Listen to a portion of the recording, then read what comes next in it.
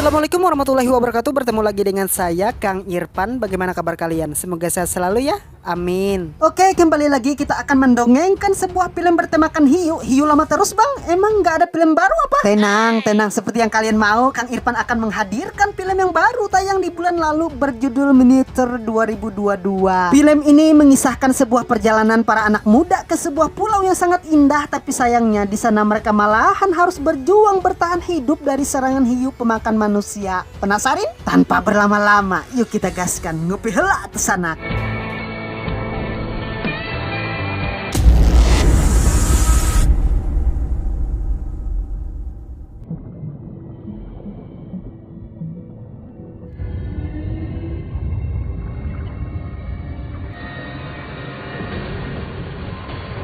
Cerita akan diperlihatkan seorang wanita cantik keturunan Asia yang nampaknya tubuhnya udah gatal-gatal ingin mandi, namun bukannya segar diselimuti oleh air yang dingin, malahan ia harus dibaluti. Kalian lihat kan betapa sangat besarnya bayangan ikan tersebut sehingga gadis ini seperti mengalami deg-degan seperti ditembak mantan lalu. Ya, rekaman tersebut berhasil merobek beberapa tubuhnya, namun si Eneng dengan berusaha sekuat tenaga ingin sekali melepaskan diri yang syukurnya masih berhasil. Tapi kira kalian udah usai tidak sana ketika gadis ini berusaha meraih papan selancar, si hiu pun dengan rasa kelaparan di ujung ubun-ubun tanpa basa-basi.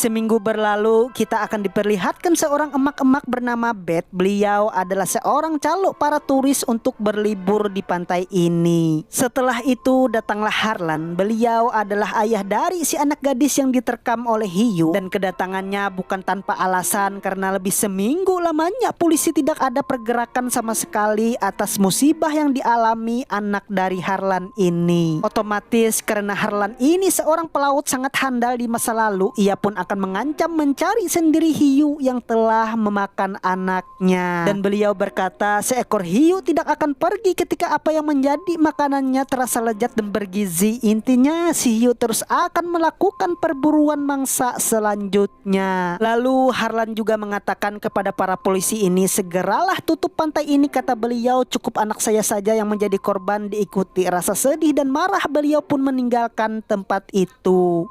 Tapi ya seperti yang kita tahu, karena cuan dan kekuasaan terus berkuasa, pantai pun tetap akan selalu dibuka untuk menghasilkan pundi-pundi lembar kertas meski mereka sudah mengetahui bahaya yang mengintai di dalam air.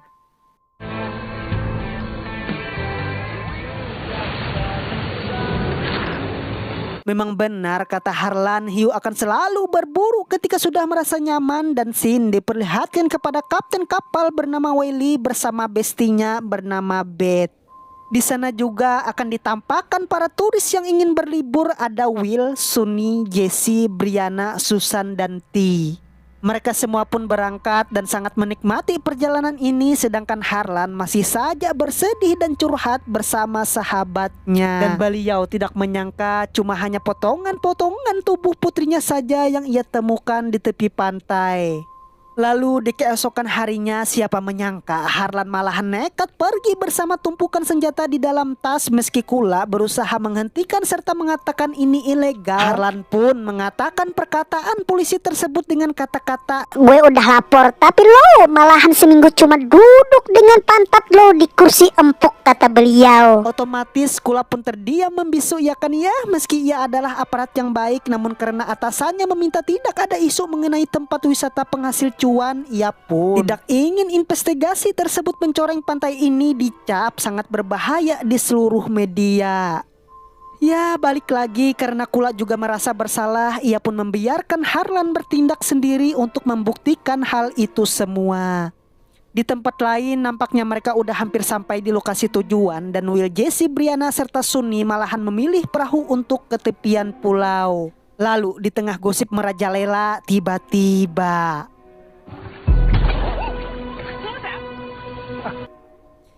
Ya, mereka pun disenggol oleh hewan air, entah itu makhluk apa. Pas diamati, ternyata cuma lumba-lumba, dan semua orang pun melanjutkan perjalanan hingga sampai di tempat tujuan. Sedangkan di dalam kapal, ketika T ingin melakukan atraksi minum secara unik, lah rupanya senjata lancip itu langsung tembus ke telapak tangannya, membuat T pasti ogah melakukannya lagi. Singkat waktu setelah itu, mereka pun akhirnya bersenang-senang di tepian pantai. Ada yang lagi masak-masak, mendengarkan musik, serta juga melihat berita BBM lagi naik-naiknya. Sedangkan di dalam kapal terlihat Welly si kapten dan istri sedang membersihkan darah bekas luka T di waktu lalu. Tapi di tengah gosok-gosok lantai tersebut, tiba-tiba spons pembersih malahan jatuh ke dalam air yang membuat Welly harus masuk ke dalam air tapi naas.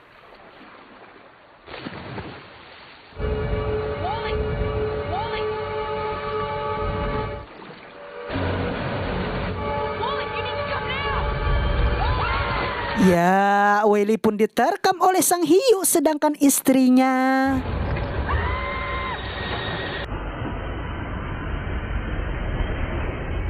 balik lagi ke tepian pantai. Di sana terlihat Susan membangunkan T untuk mengajaknya, entah ngapain ya kan. Dan setelah menjauh dari teman-temannya, rupanya si Susan ngajak T untuk berenang tanpa perlengkapan alat tempur. NANI? Otomatis karena godaan itu sangat nyata, di pelipuk matanya kekuatan ulti Jilong pun siap menusuk apa saja. Awalnya mereka berdua sangat senang, tapi karena darah yang ada di tangan T mengundang hiu mendekat, tiba-tiba ya, Susan pun diterkam oleh sang hiu, dan parahnya akibat posisi mereka berdekatan, T pun juga menjadi korban kibasan ekor sang hiu.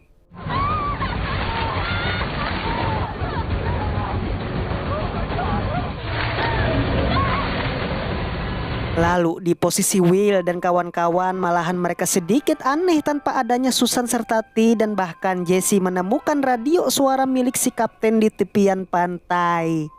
Sehingga Will membagi tugas, Jessie lebih baik memeriksa seluruh tepian pantai, sedangkan Will akan kembali cek kapal kapten yang memastikan semua baik-baik saja. Dan setelah Jessie serta Sunny memeriksa, dikira Susan bersama T sedang melakukan pertempuran terong versus Duna, tapi nyatanya malahan menemukan T udah chaos tak berdaya.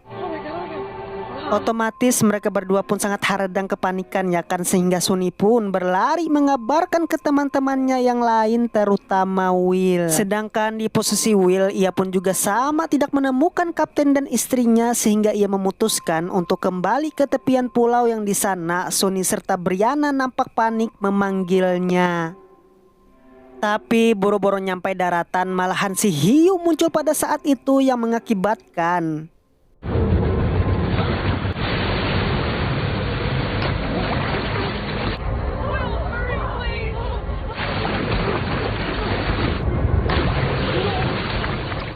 ya, Will pun terjatuh ke dalam air, dan pasti ia pun dimakan oleh sang hiu, sehingga membuat Brianna akan mencoba menolong Will meski dalam keadaan takut serta tali yang diikat di area pinggangnya.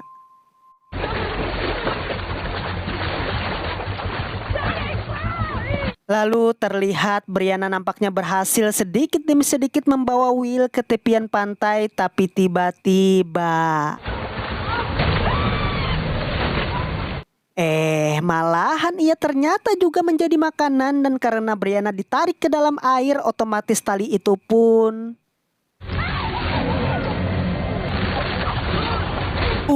pasti sakit ya kan ya, karena berusaha menyelamatkan satu orang, malahan korban itu pun kembali bertambah. Dan Will yang nampaknya begitu ripuh dengan keadaan kaki udah tidak ada, membuat perjuangan Jessie begitu sangat berat pada saat itu. Ya, Jessie berusaha menyelamatkan Will dari darah yang terus mengalir. Lalu setelah itu Jessie tidak lupa menyiramkan air mabuk-mabukan ke mata luka yang ada di tubuh Will. Okay. Ready?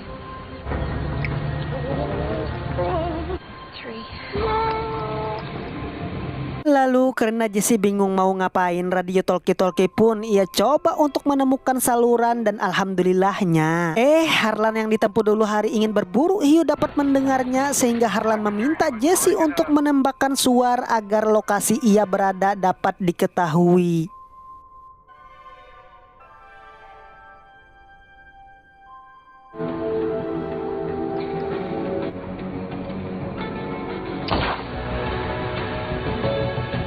Setelah itu Jesse didatangi Harlan ini dan melihat keadaan Will yang sangat sekarat. Beliau pun mencoba menghubungi penjaga pantai untuk menyelamatkan mereka di Pulau Mokolua.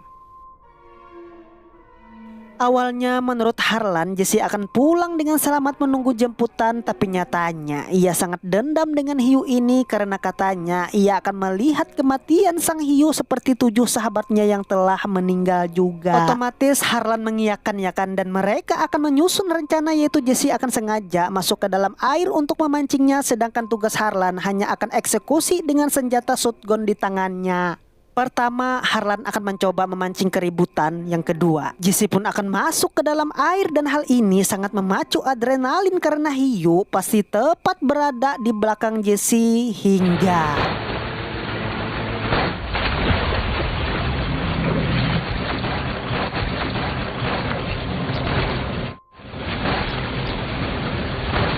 ya, bertubi-tubi peluru masuk ke dalam tubuh hiu ini yang bahkan nampaknya mulut serta rongga itu pun seperti hancur sehancur-hancurnya. Dan hal ini membuktikan mereka sudah mengalahkan sang predator air asin ini.